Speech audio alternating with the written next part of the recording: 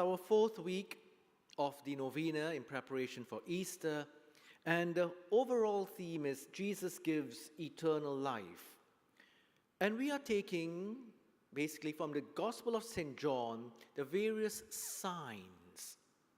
St. John describes all the miracles of Jesus as signs. And today, the sign is Jesus heals a crippled man at a pool called Bethesda. This is found in chapter 5 of St. John's Gospel. We see Jesus going to Jerusalem to celebrate a feast. And while in Jerusalem, he stops by this pool, Bethesda, which was situated near a gate called the Sheep Gate. Now, Bethesda is a pool, and it means house of mercy. So Jesus stops by this pool. And St. John describes it quite in detail. He says, this pool is surrounded by 5 porticos. So it must have been pretty big and grand. And recent archaeological discoveries have unearthed this site, and they prove that St. John was pretty accurate in his description. There was a pool, and there were 5 porticos surrounding this pool called Bethesda.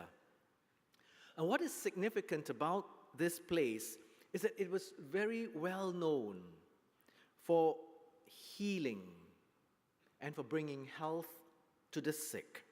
It's very much like what we have today in Lourdes in France or Velankani in India. Places where people will go to bring the sick or for themselves to have healing and health. And so around this pool, this Bethesda pool, there were, St. John tells us, large numbers of sick people. He describes them as the blind, the lame, the paralyzed. Yes, blindness, lameness, and paralysis are all bodily or physical ailments that afflict many people.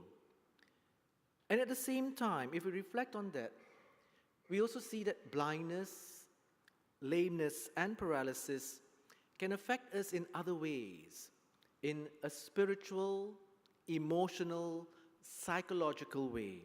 And that many of us can also be afflicted in these ways. We can be blind or lame or paralyzed spiritually, emotionally, or psychologically. We can be blind, even though we may see perfectly with eyes and so on. And as the English saying goes, there are none so blind as those who will not see. And so today we ask, what are the things that we are blind to in this world that we need to see again?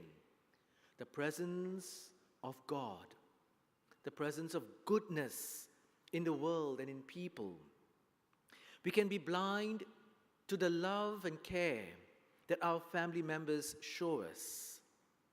We can also be blind to the needs of the least of our sisters and brothers in society. We can also be rendered lame or paralyzed in many ways. Think of the times when we are so afraid, fear, and anxiety, and worry, and stress. All these things can make us, in a way, paralyzed and crippled, unable to do work or good work.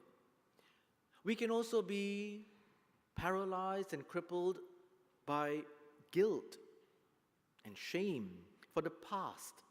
And these things can bind us in knots that make us really feel as though we cannot move on anymore.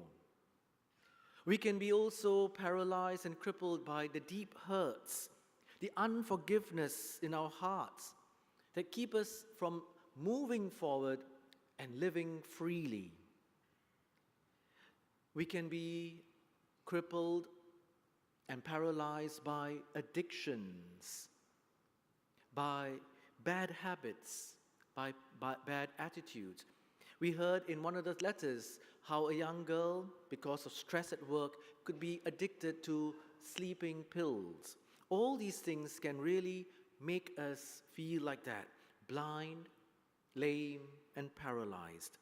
Now, what St. John tells us in this part of the Gospel, chapter 5, is that there was a man by this pool who had been crippled for 38 years, 38 long years. He could not help himself, and no one was even bothered to help him to get to the pool, to the water, until Jesus comes along and he sees this man, and he wastes no time. Jesus says to this man, "Rise up, pick up your sleeping mat and walk." And immediately this man who had been crippled for 38 long years is able to stand up, pick up his mat and walk, healed and whole again.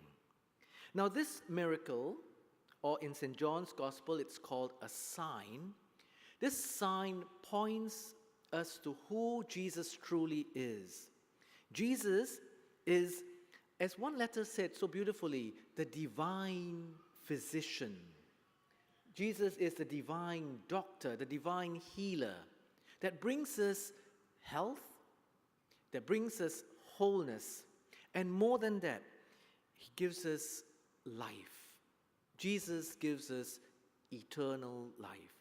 If Jesus can heal us in any part of our life, forgiveness of sins, gives us vision again to see goodness and light around us, helps us to be free from the past through the forgiveness and healing that we have in the sacraments, then of course, as a divine healer, a divine physician, Jesus can give us more than just physical or bodily life.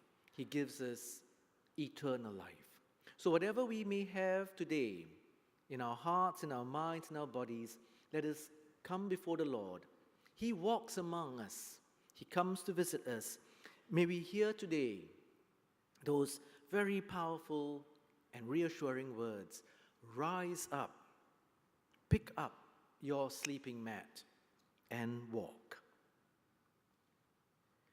Let us now continue with our novena and the memorare found on page 36.